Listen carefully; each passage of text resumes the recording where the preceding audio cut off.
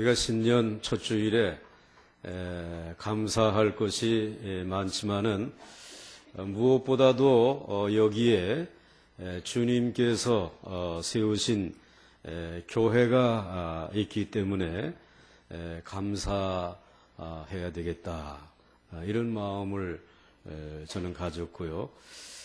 그러면서 또 이제 금년에 어디에다가 소망을 두고 살아갈까 하는 생각을 하다가 역시 주님이 세우신 교회에 희망이 있지 않겠는가, 이런 생각을 가지면서 정말 주님에게 감사하고 또 주님이 세우신 교회에 감사하면서 새해를 이제 시작을 합니다. 우리 주님이 이 세상에 오셔서 두 가지 일을 크게 하셨는데, 하나는 죄인된 우리를 십자가에서 피 흘려서 구속하신, 그리고 부활하심으로 인해서 이 구원을 완성해 주신 것입니다. 참으로 귀한 일이죠. 그런데 이 놀라운 일과 함께 이 땅에 주님이 친히 교회를 세워주셨습니다. 이 교회를 세우셔서 오늘 이 죄인된 우리를 구원하셨다라고 하는 소식을 알려주신 것입니다. 그러니까 교회가 없었다라고 하게 되면은 예수님에 대해서도 알 수도 없었고, 예수님이 나를 구원해 주셨다라고 하는 사실도 알 수 없었을 것인데, 주님이 여기 교회를 세워주신 것입니다. 그러니 교회는 있어도 좋고 없어도 좋은 것이 아니라 꼭 어떻게 있어야 돼. 꼭 있어야 될 것이 바로 교회라고 하는 것입니다. 그래서 요즘에 교회들에 실망해가지고 교회 이렇게 안 나가고 나 혼자서 신앙생활 해도 되지, 이런 생각들을 가지고 계신데 아닙니다. 교회를 통해서 구원의 기쁜 소식을 듣고 또 구원받은 그 영혼과 그 신앙이 교회를 통해서 살아가야 하는 것입니다. 그렇기 때문에 이 교회가 우리에게 희망이고 또 우리에게 축복이라는 것입니다. 그래서 금년 한 해도 여러분들이 이 교회를 통해서 늘 감사할 일들이 연연히 일어날 뿐만 아니라 교회를 통해서 소망을 가지시고 절망적인 이 세상 가운데서도 꼭 승리할 수 있기를 주의 이름으로 축원합니다.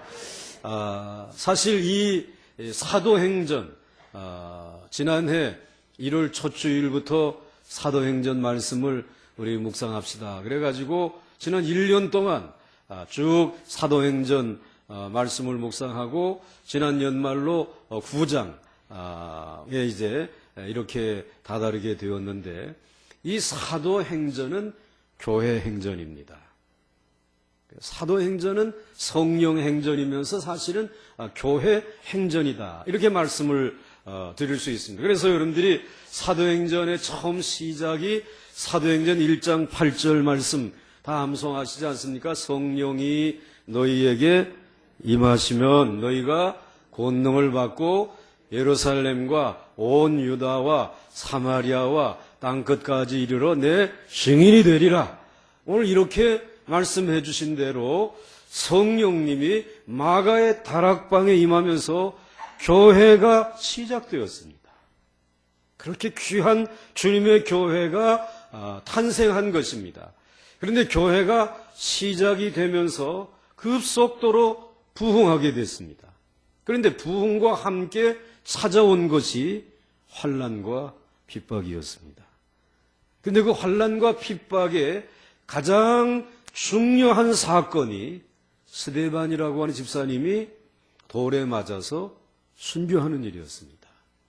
그 순교와 함께 교회에 무서운 박해가 가해지게 됐습니다. 그런데 그 스데반의 순교와 함께 사울이라고 하는 청년이 주목을 받게 되고, 이 사울이라고 하는 청년이 예수 믿는 사람들을 박해하기 위해서 다메섹으로 가다가 주님을 만나잖아요. 예수님을 만나고, 그리고 예수님을 만나서 변화되고 난 다음에 자기 자신을 우리 주님이 이방인에게 복음을 전하는 그릇으로 택하였다. 복음이라고 하는 이 귀한 밥을 예루살렘 교회라고 하는 밥솥에 끓여 놓았는데 그거를 담아가지고 이방과 그리고 왕들과 세계 흩어져 있는 이스라엘 자손들에게 전할 수 있는 그릇으로 사울을 택했다고 하는 그 이야기를 듣고 이 사울이 준비해야 되겠구나. 그래 가지고는 아라비아라고 하는 광야로 가죠. 그래서 지난주일에 말씀을 나누신 대로 아라비아 광야에서 율법이 시작되었지만 이 율법과 복음의 관계는 무엇인가? 그것을 철저히 공부하고 정리하고 3년 동안 깊이 기도하고 난 다음에 다메섹으로 왔다가 다시 사도들이 계시는 예루살렘 교회로 온 것입니다. 예루살렘 교회 사도들에게 제가 과거에는 교회를 핍박하는 사람이었지만 예수 믿고 변화되었습니다. 이렇게 고백하고 그리고 바나바가 그것을 증명해 주면서 이 사울이라고 하는 이 사람은 변화된 사람으로서 예루살렘 교회에서 인사를 드리고 난 다음에 유대인들이 이 사울을 잡아 죽이려고 하니까 오래 머물지 못하고 이방 땅으로 복음을 가지고 나가기 시작합니다. 그래서 이방의 복음이 전해지기 시작하는 그 이야기까지 이제 저희들이 사도행전 9장에 살폈는데 오늘 본문 31절 말씀을 한번 보시게 되면 이렇게 기록되어져 있습니다. 한번 같이 읽겠습니다. 시작. 그리하여 온 유대와 갈릴리와 사마리아 교회가 평안하여 든든히 서가고 주를 경외함과 성령의 위로로 진행하여 수가 더 많아지니라. 아멘. 여기에 그리하여라고 하는 접속사. 이 그리하여라고 하는 말은 조금 전에 성령이 너에게 임하시면부터 사울이 변화돼 가지고 이방인의 복음을 가지고 갈 때까지 그 이야기를 포함하고 있는 것입니다. 그리해 가지고 온 유대와 갈릴리와 사마리아 교회가 평안하여 든든히 서가고 주를 경외함과 성령의 위로로 진행하여 수가 더 교회 수가 점점 더 많아지게 되었다. 이렇게 말씀을 하면서 이 말씀 다음부터 이방인에게 복음이 전해지는 내용이 기록되어져 있습니다. 그러니까 이 사도행전 9장과 10장 사이에 접속절이에요. 그리하여 그 접속어와 함께 이 접속절인데 굉장히 중요한 의미를 담고 있습니다.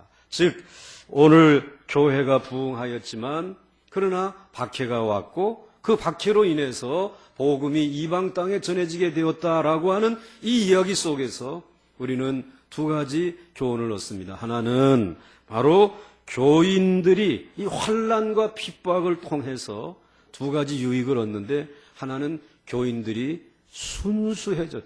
순전해졌다라고 하는 말입니다. 그래서 여러분들 우리 찬송가 환난과 핍박 중에도 336장 찬송 여러분들 아시지 않습니까? 거기 가사만 한번 읽어보겠습니다. 환난과 핍박 중에도 성도는 신앙 지켰네. 그 다음 이 신앙 생각할 때에 기쁨이 충만하도다. 그 다음 성도의 신앙 따라서 죽도록 충성하겠네. 아멘. 오늘 이 믿음의 선배들이 환난과 핍박 중에서도 성도는 뭘 지켰다고요? 신앙 지킨 사람도 있지만 많은 사람들은 신앙을 지키지 못하죠. 환난과 핍박이 오는데 아이고 교회 나가도 뭐 이렇게 어려움만 오는데 떠나는 사람들이 많았어요. 그러나 그래도 환난과 핍박 중에서도 성도들은 신앙을 죽도록 충성하겠다. 그러면서 이 환난과 핍박이 교회에 임하면서 첫 번째 유익은 알곡과 죽정이가 갈라졌다라는 것입니다. 그래서 알곡들이 순수한 신앙. 그래서 이 아나니아와 삽비라와 같이 좀 재산이 있는 사람인데 교회에서 좀 와가지고 좀 소리 좀 치고 싶었다가 사실은 이 환난과 핍박 중에서 죽정이로 드러나가지고 죽어버렸잖아요. 죽었어요. 또 이 시몬이라고 하는 사람이 사마리아에서 이 마술을 사러 유명한 사람인데 사도 베드로의 그 성령의 능력을 보고 저거 돈 주고 사면 내가 수지 맞겠다고 해서 좀 팔라고 했다가 결국은 그는 망하고 말았습니다.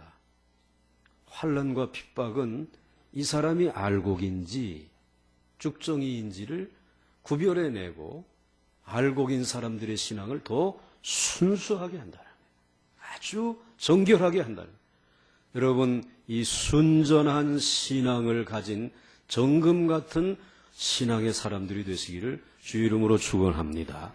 그 다음에 이 환난과 핍박이 또 한 가지 유익을 가져오는 것은 이 이방 땅에 흩어진 이들이 복음을 전하는 선교하게 하는 유익을 가져다 준다는 것입니다. 그래서 이 유대교인으로서 복음을 받아들인 이들이 우리 유대인들만 예수 믿고 구원받으면 좋겠다라고 생각했는데 우리 주님께서 그 교회에 예루살렘 교회에 환난과 핍박에 폭탄을 투하하니까 그만 이들이 거기에 모여있지 못하고 흩어지게 되었어요.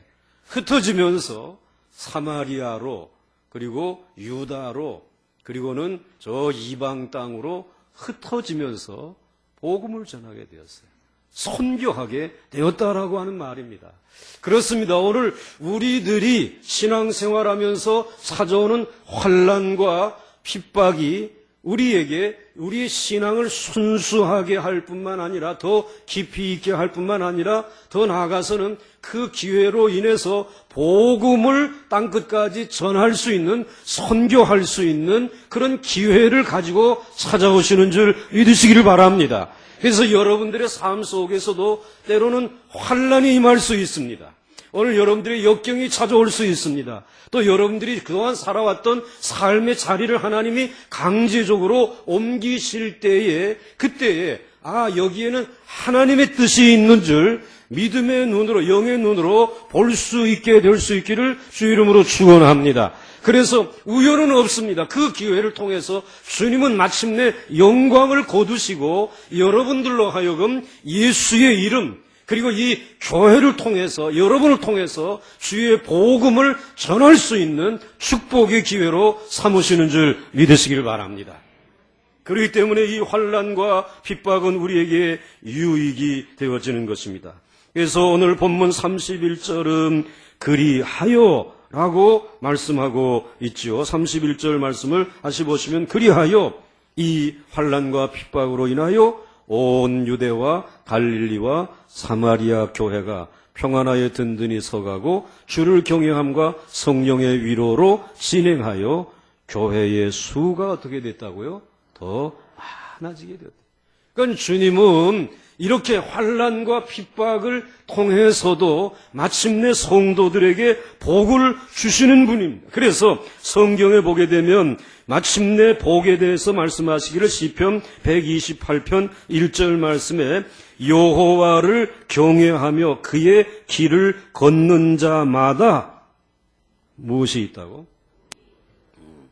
그다 병자를 붙이면 병복이 되는 거예요. 제 이름이 되는 것이고 그래서 이게 제가 이 복이라는 이름을 가지게 된 게 이게 저 피난 내려가 가지고 저 부산에서 아무것도 먹을 것도 없는데 지가 어떻게 살겠다고 이 세상에 나온 거예요. 제가 삐약 하고 나왔는데 그러니까 한심한 거예요. 우리 아버님이나 우리 어머님도 그리고 또 이제 뭐 저희 할아버지 할머님도 그런데도 불구하고 그 어려운 때 이름에다가 복을 받아라 그래가지고 이 빛날 병자에다가 복복자예요. 병신병자가 아니고 빛날 병이 아주 빛나는 복을 받으라고 하나님이 주셨는데 진짜 환난 가운데서도 하나님이 복 주시니까 뭐 남이라고 이렇게 아멘 안 하고 시원찮게 그러는데 아직 끝까지 두고 봐야지 뭐 그러는지 모르겠는데 하여튼 그렇게 해서 이제 이게 여호와로 말미암는 복인 줄 믿습니다. 그리고 그 다음에 계속해서 5절 말씀에 시편 128편 5절 말씀에 이렇게 말씀하고 있어요. 같이 한번 읽겠습니다. 시작. 여호와께서 시온에서 내게 복을 주실지어다. 너는 평생에 예루살렘의 번영을 보며. 오늘 여호와께서 시온에서, 즉 교회에서 내게 복을 주실지어다.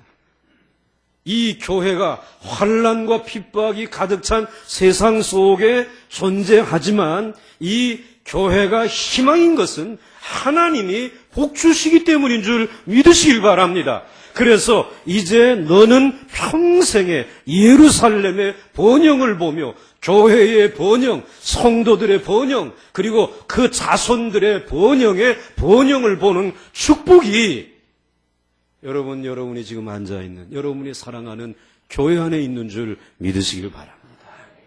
그래서 교회는 언제든지 우리에게 희망인 것입니다. 우리에게 축복인 것입니다. 그런데 우리에게 어떠한 복을 주시는가? 오늘 본문 말씀을 보시게 되면 우리에게 평안의 복, 평강의 복을 주님이 주신다는 거예요. 31절에 보시게 되면 한번 같이 읽습니다. 시작. 그리하여 온 유대와 갈릴리와 사마리아 교회가 평안하여. 제일 첫 번째 주시는 축복이 교회를 통해서 평안을 주신다라는 것입니다.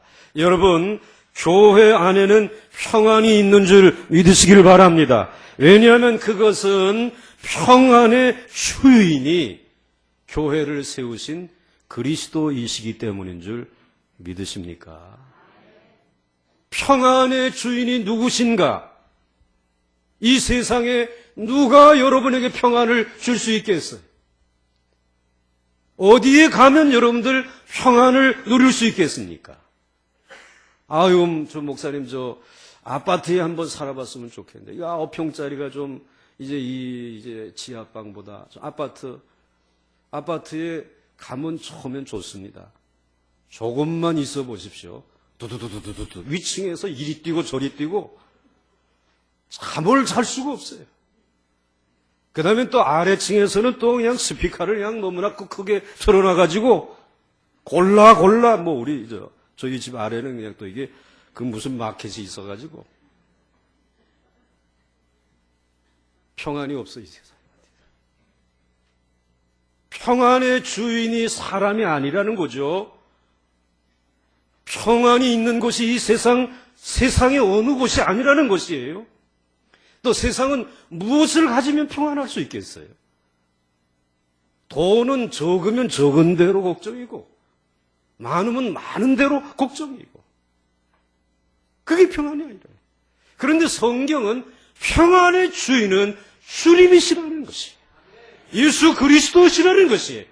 그래서 교회에 오게 되면 교회의 주인이신 주님이 평안의 주인이시기 때문에 정말 이 세상에 실패하고 좌절하고 병들어 찾아와도 너희는 마음에 근심하지 말라고 말씀하면서 수고하고 무거운 짐진 자들아 다 내게로 오라. 내가 너희에게 쉼을 주시겠다라는 거예요.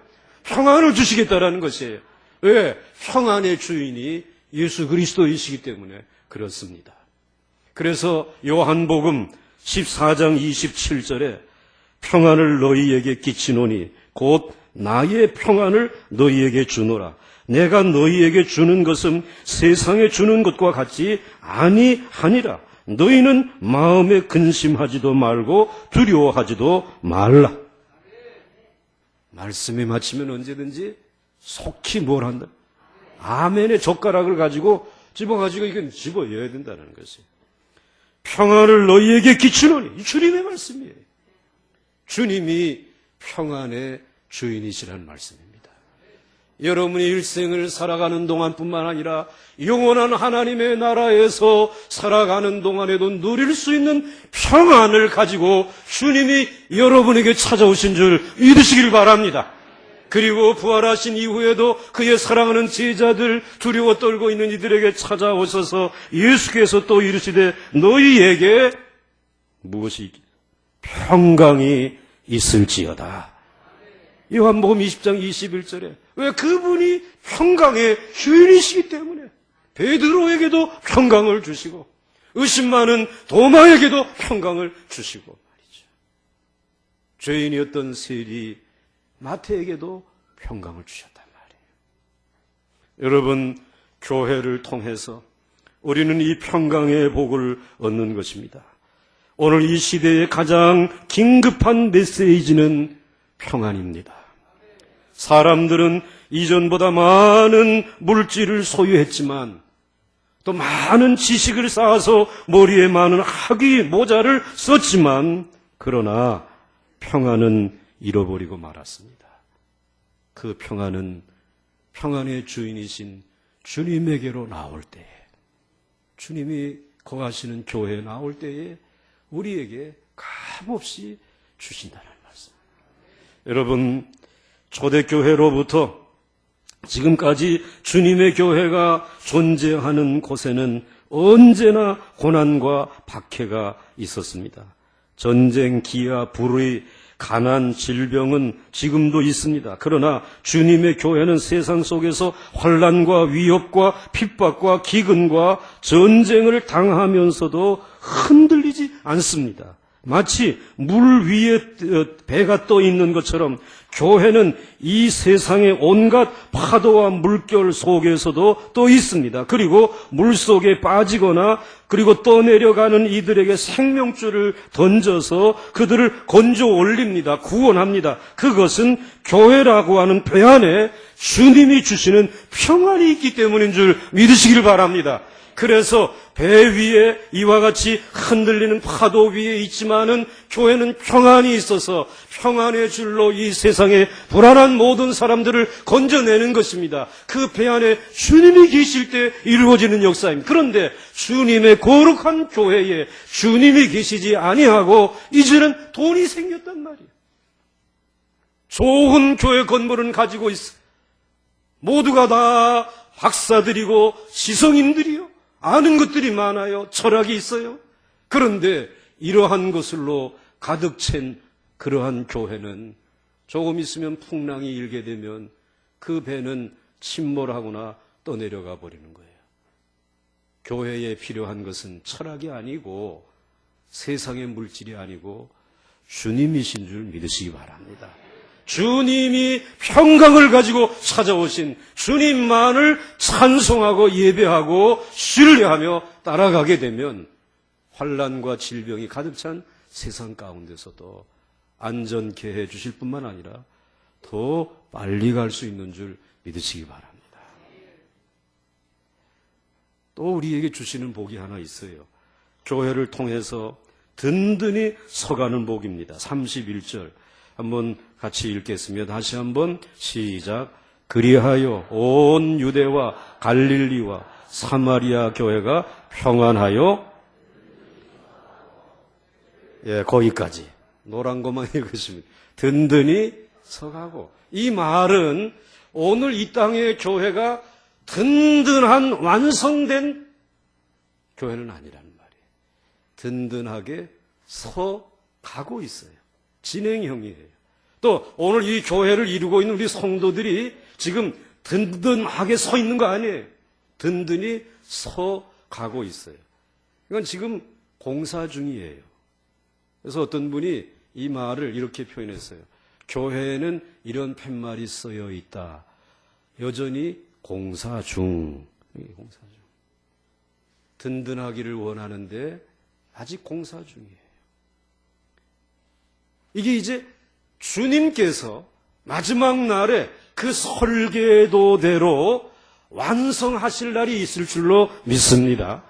이제 주님이 그 완성시킬 때까지 우리 주님께서는 우리를 쓰다듬으시면서 때로는 정으로 쪼으시고 그리고 우리들의 불필요한 것들은 잘라내시고 그리고 가르치고 교훈하셔서 든든한 설계도대로 완성해 주실 줄 믿으시길 바랍니다. 그런데 그 설계도의 도면을 보니까 그것이 누구를 닮은 것이냐?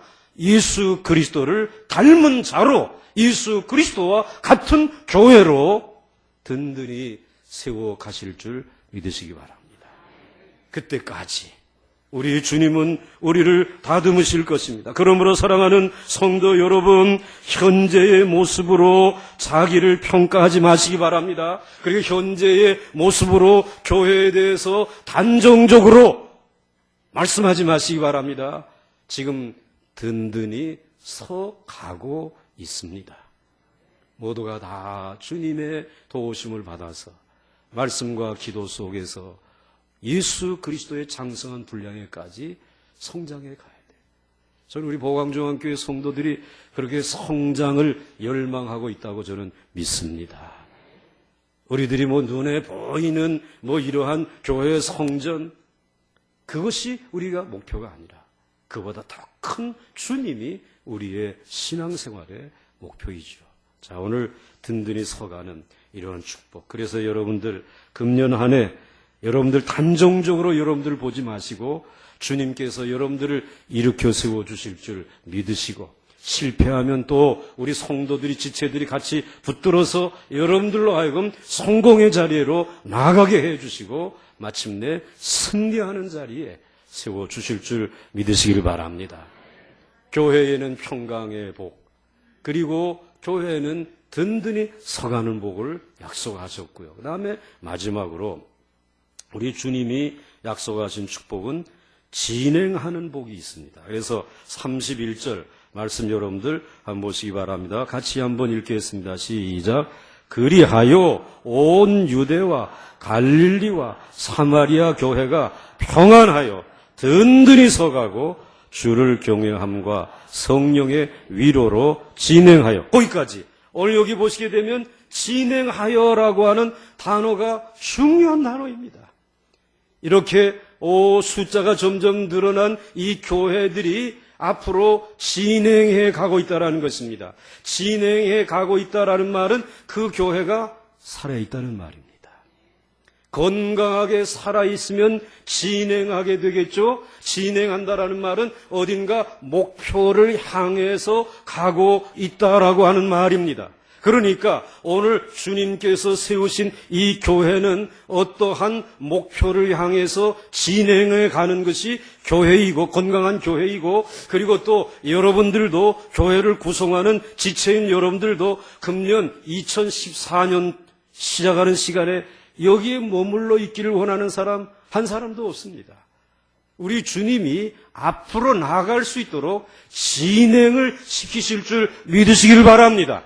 여러분들로 하여금 그 목표점을 향해 가도록 진행시킬 것입니다. 우리 보광중앙교회가 물론 이 지역의 이제 변화와 함께 교회 성전도 지어야 되겠지만 생명을 살리는 교회를 목표점으로 하고 있습니다.